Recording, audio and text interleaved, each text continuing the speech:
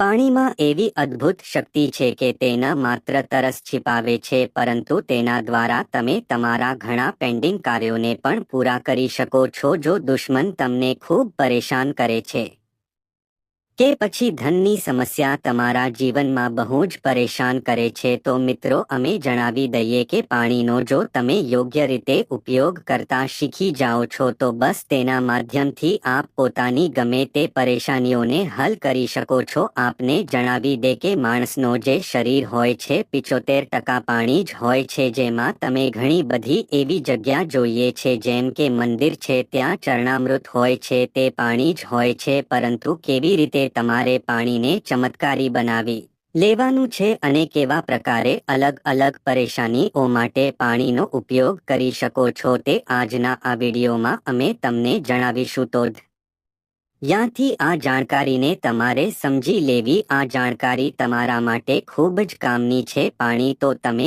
એક કલાકે કાં તો 2-3 કલાકે પીતા જશો, પરંતુ 4થી આ ક્રિયાને કરવાનું શરૂ કરી દેજો. આ તંત્ર ક્રિયા છે, તરત જ તેનો પ્રભાવ તે જ સમયથી જ જોવા મળે છે. ત્યારથી તમે આ ક્રિયા કરવાનું શરૂ કરી દેશો. આ વાત તમારે ધ્યાનથી સાંભળીને કરવાની છે, જેનાથી આ જાણકારીનો તમે ભરપૂર લાભ લઈ શકો.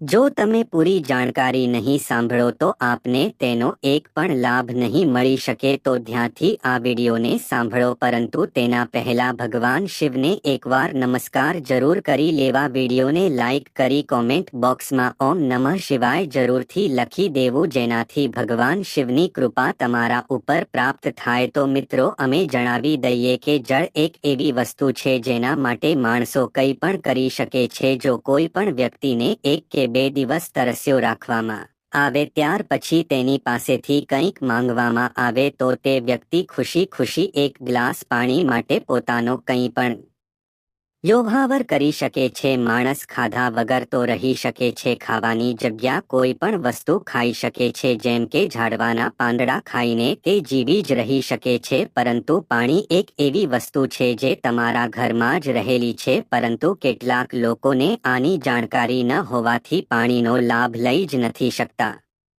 મિત્રો આપને જણાવી દઈએ કે આજકાલ તો સાયન્સ પણ માને છે કે પાણી તમારી દરેક વાતને સમજે છે, એટલે કે પાણીની સામે તમે જે પણ પ્રકારની વાતો કરો છો, એટલે કે જે પણ પ્રકારની ફિલિંગ રાખો છો તે જ વસ્તુ પાણીમાં ટ્રાન્સફર થઈ જાય છે. એટલા માટે જ પ્રાચીન સમયથી કહેવામાં આવે છે ખોટા લોકોના ઘરે પાણી પણ ન પીવું જોઈએ, જેથી તેઓની બધી જ પનોતી તમારા ઉપર લાગુ પડી શકે છે. મિત્રો તમને જણાવી દઈએ કે પાણીને જો સામે રાખીને તમે કોઈ પણ પ્રકારની ફિલિંગ આપો છો તો તે પાણી તે બધી ફિલિંગને પોતાના અંદર સમાવી લે છે. જે લોકો તંત્રને જાણે છે, તંત્ર કરવાનું જાણે છે, તે આ વાતને સારી રીતે જાણે છે અને કરે પણ છે કે કયા પ્રકારે આપેલીને પાણીમાં ટ્રાન્સફર કરવામાં આવે છે તે પાણીમાં વાંચીને કહી દે છે, જેથી સામેવાળાની પરેશાની વધુ દૂર થઈ જાય છે. પરંતુ આપને જણાવી દઈએ કે આંખથી એને માત્ર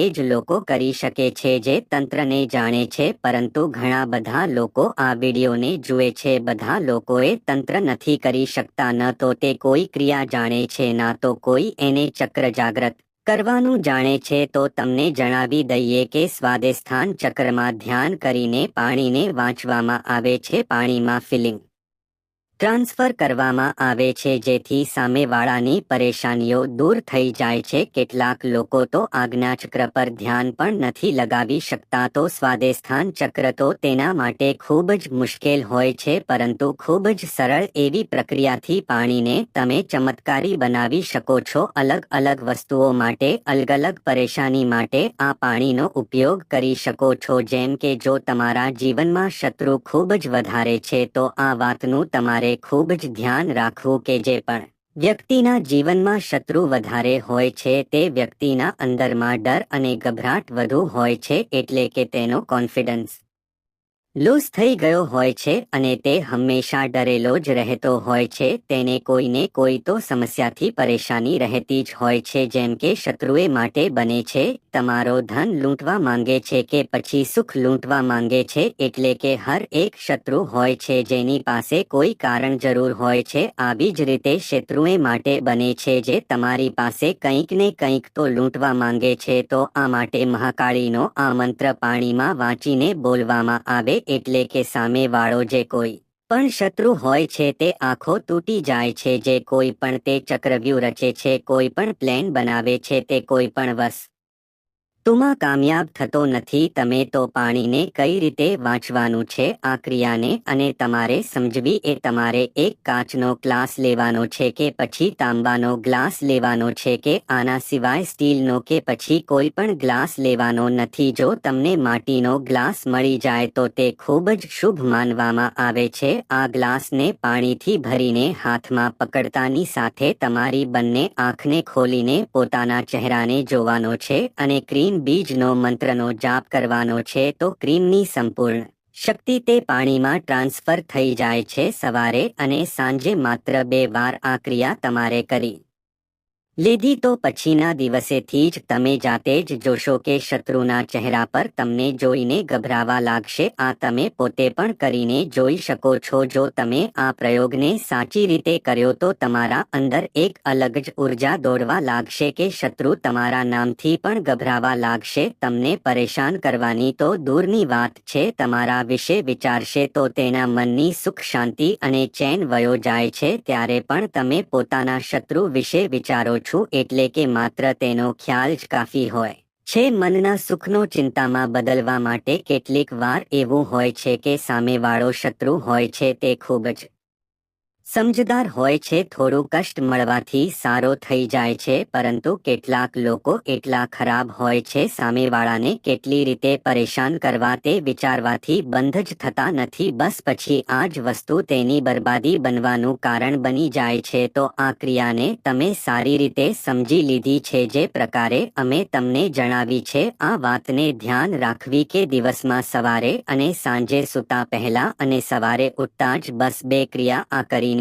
જુઓ અને ચમત્કાર તમારી આંખોના સામે થશે. અને એ વાતને જાણી લો કે જ્યારે પણ તમે આ ક્રિયાને કરશો તો પગમાં તમારે ચપ્પલ નથી પહેરવાના. એટલે કે તમારા પગનું કનેક્શન પૃથ્વી સાથે હોવું જોઈએ. આ તંત્ર ક્રિયાઓ હોય છે તો બિલકુલ એ જ પ્રકારે કરવી જોઈએ જે પ્રકારે તમને જણાવવામાં આવે છે. અને બીજી વસ્તુ એ છે, જો તમારે ધનની વધારે પ્રમાણમાં પરેશાની જોવા મળે છે, બિલકુલ પણ તમારે કોઈ પણ જગ્યાએથી લાભ નથી મળતો, નોકરી તમારી છૂટી ગઈ છે કે પછી વ્યાપાર તમારો બિલકુલ ચાલતો નથી, કર્જમાં તમે ફસાઈ ગયા છો, તો જળના માધ્યમથી તમે અમૃતને સમાન છે. તમારે બસ આ પ્રકારે કરવાનું છે જેમાં અમે શત્રુ માટે આ બતાવ્યો હતો. સવાર સાંજ કરવાનો હતો, પરંતુ ધન માટે, ધન આકર્ષિત કરવા માટે, ધન ચુંબક ની જેમ ખેંચવા માટે તમે જેટલી વાર પણ પાણી પીવો છો તેટલી વાર શ્રી બીજનો મંત્રનો જાપ કરતા કરતા પાણી પીવાનું છે. કેટલાક લોકો માટે આ મુશ્કેલ કામ હોય છે. શ્રી બીજ મંત્રનો અડધો કલાક જાપ કરી નથી શકતા તો ધનની આકર્ષિત કરવા માટે તમારે ગુલાબના ફૂલનો ઉપયોગ કરવાનું છે કે પછી તમે કમળનું ફૂલ પણ લઈ શકો છો. ગુલાબનો લાલ ફૂલ તમારે લેવાનો છે અને